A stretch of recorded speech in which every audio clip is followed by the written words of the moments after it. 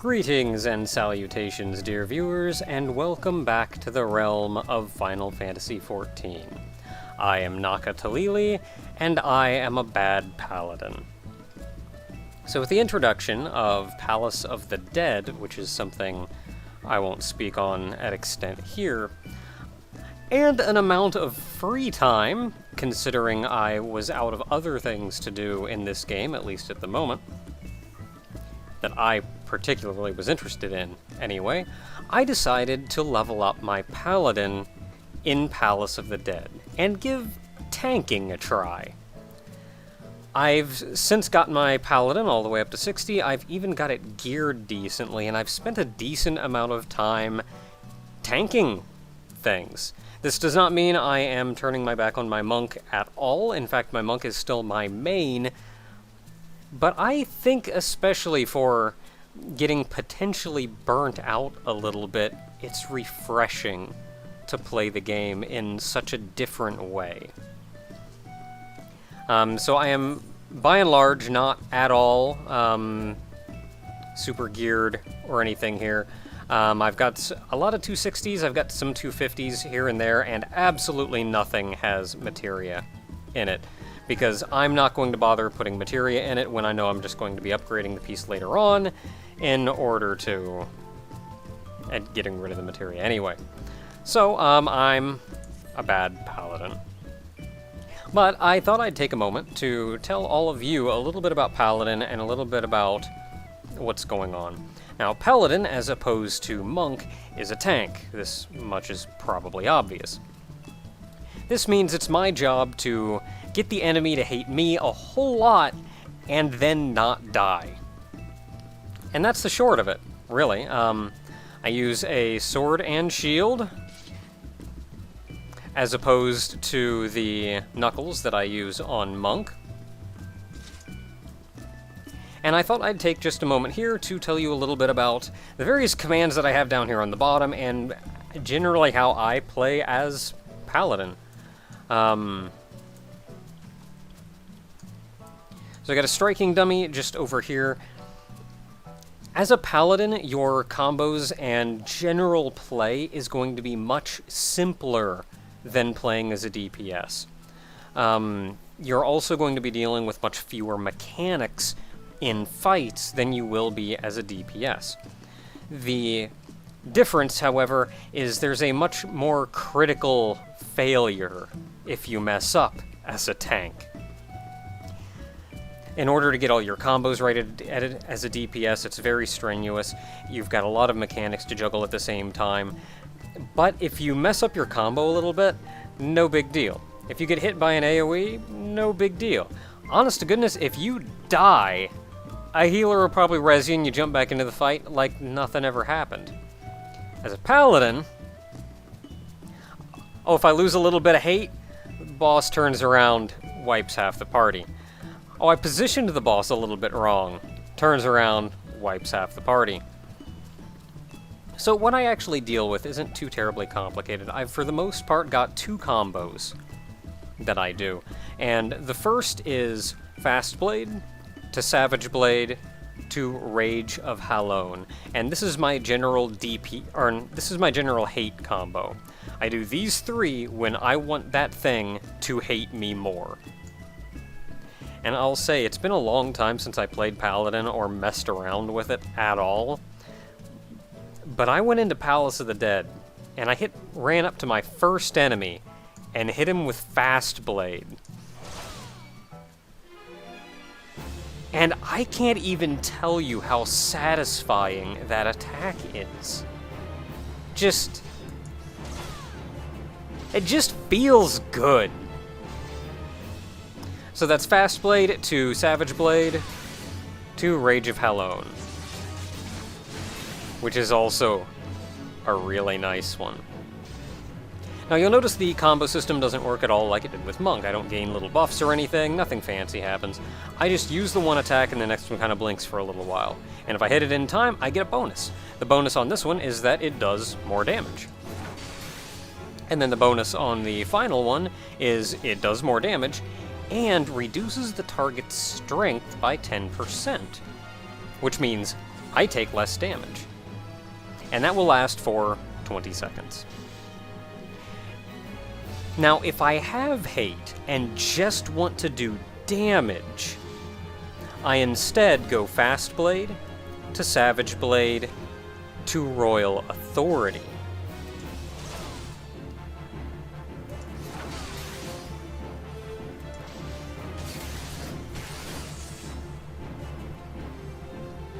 So those are your two go-tos, I guess. However, you also have Fast Blade to Riot Blade to Goring Blade.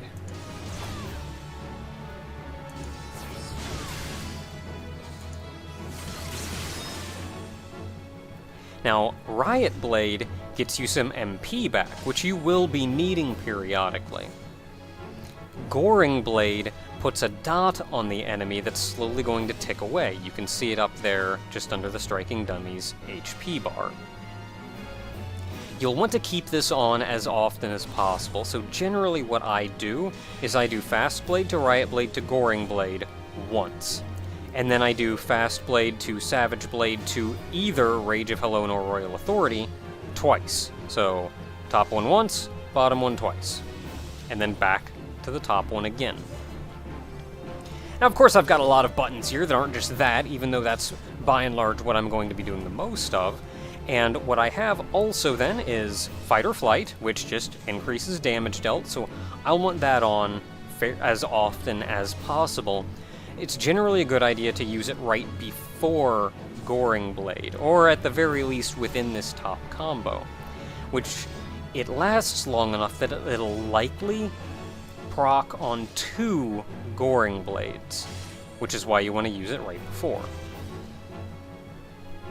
We also have Spirits Within, which silences the enemy and can be used as a stopper if need be, but it's also good just to use whenever it's up for extra damage. And then finally, Circle of Scorn, which Circle of Scorn is actually really good just for getting hate on a group of enemies.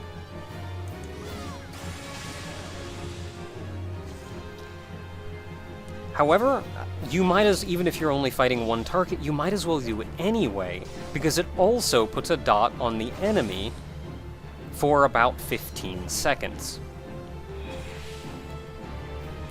So, a slightly expanded version of what I'll be doing, of what you'll normally be doing, just to whittle away the enemy and to keep hate on you. The next most important thing is going to be your oaths, Sword Oath and Shield Oath. Very simply, Shield Oath is good if you're tanking. You do less damage, however, you generate more hate. Sword Oath, on the other hand, is the exact opposite of this. You just do more damage. You do not generate nearly as much hate, though. So keep an eye on your hate. You can probably swap over to Sword Oath if you feel like you're safe to lose an amount of hate. Generally, if I'm tanking anything, I don't even worry about it. You get some pros out there that swap back and forth on the fly, or even just drop Shield Oath so they do a little bit more damage before putting Shield Oath back on, and I don't mess with it. I don't got it in me. If the enemy is hitting me, I've got Shield Oath up. Other things we have then are Provoke, which it's on a cooldown, and not a super long cooldown, but it doesn't just generate hate. It actually gives you just a little bit of a one-up over whoever has the most hate currently. So it's meaningless to use just for the sake of using it, but if someone else has hate and you need hate, Provoke. You will now have hate. You just have to follow that up with things like Circle of Scorn and Flash. Flash is also really good, because not only does it blind all the enemies in the immediate area, but it generates a lot of hate. Flash generates a fair amount more than Circle of Scorn. So if you want hate on a lot of guys, Flash. If you're tanking a lot of guys at once, say in a regular dungeon, your Flash is going to be your go-to. you're going to want to flash once or even twice on the first pull, and then do no more than one combo through before flashing again, and just keep doing combo flash, combo flash. Otherwise, we have less necessary, well, I shouldn't say less necessary, but a little more ambiguous in terms of use abilities. We have Clemency, which is a self-heal. It doesn't really do a lot, but it's nice. If you're down on health, maybe the healers are having a little bit of a rough time, Clemency. Mercy Stroke is just nice for a little bit of extra damage. If you can time it right, you can even get a little bit of HP back if maybe you're fighting a horde of enemies. Bloodbath, good if you just need a little bit of health back. Again, it's not going to do a lot for you, but it helps just even it out and mitigate things a little bit. Shield Lob is going to be your kind of go-to pulling. If you have an enemy at a distance, you can hit him with Shield Lob. So that's really good for pulling enemies, or the like, let's put it that way. Shield Bash, good stun, not really anything more than that. Shield Swipe is a nice one. Whenever you block an attack, it readies itself. You can't just use it normally, but you can use it anytime after you block an attack. It'll pacify the enemy briefly so they can't use weapon skills or anything, and generate an amount of hate. Granted, I will say most enemies that actually use weapon skills that are worth a crap are immune to it, of course. But no reason not to use it every time it's up. Then on the other side here, I've got very simple targeting thing. I hit that, it puts a 1 over him. You can also get to this through the signs marker in the menu, but I put 1 there specifically because I feel like that's just nice to have on hand if I really need to tell the party, hey yo, this. I also have a countdown if we're readying to start a fight. Oh, because I'm engaged in combat, I can't do it. But that'll put the big countdown 5, 4, 3, 2, 1 on the screen, which is good right before you pull a boss, let's say. Sheltron works right alongside Shield Swipe, in that it will make you block the next physical attack. Hands down, it's blocked. What's nice is you can block some pretty surprising moves with this if you actually know they're coming. But, really, if it's up, hit it. It'll let Shield Swipe trigger on your next attack, because you'll block your next attack, letting you Shield Swipe pretty much immediately. You also get a little bit of MP back when you block. So, that's nice. Really just use it whenever it's up. Then we get into our cooldowns. Say, oh, I guess I should mention cover, which I almost never use ever.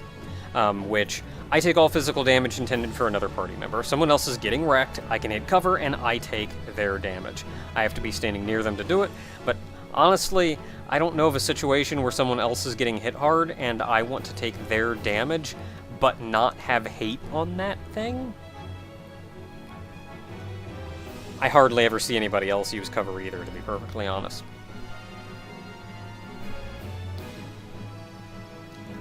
Let's see here. Along the bottom, we have Tempered Will, which is nice. It just prevents all knockback. So if even mechanics that would have you slipping and sliding around the arena, Tempered Will, not moving. Stone Skin and Protect are just kind of nice to have, even though generally you'll be in a party, so the healer will be doing that for you. But I've put Stone Skin on myself a couple times when I know a boss's big, giant charge move is coming up and I've got a couple of seconds to... Well, I'm not doing anything else while I'm waiting for him to hit me with this.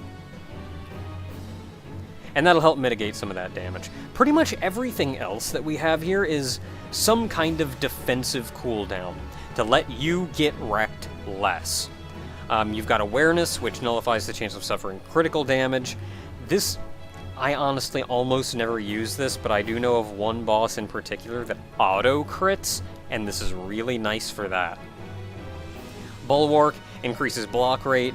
Again, not super useful as far as cooldowns go, but it's not bad, I guess. Divine Veil is an interesting one, because as soon as I activate it, and then as soon as I get healed, it puts up a defensive barrier on everybody in the party, except for me. As far as I can tell, it's really tricky to use normally. If you know you're going to get hit hard, maybe activate it anyway, and then that'll put the barrier up on everybody else as well. But to be honest, if you're main tank, might as well just activate it whenever. I mean, you're going to be getting cured enough, just get a barrier out there on everybody, even if they're not really going to use it. No harm in it. Otherwise, using it effectively is kind of tricky, because you have to know exactly when you're going to get hit, when it's going to be effective for the party to have the barrier on them. It's not much of a barrier, it's like a mini stone skin. So I've got these three up here because they're kind of more situational and generally not as useful defensive cooldowns. And then I've got like the real defensive cooldowns down here, which is Rampart, reduces damage taken by 20%. Sentinel, reduces damage taken by 40%. These are your two go-tos. I'm gonna get hit hard by something, one of these. Foresight is also nice, increases defense by 20%. But not only is it not that as much, because I think there's still some calculations that need to go into that afterwards, after your defense, so I don't think it's even as good as just Rampart as far as the 20% goes, but it's also only your defense. So if an enemy does magic damage, such as, say, Alexander Prime, Foresight, useless. Convalescence increases HP recovery via healing magic by 30%.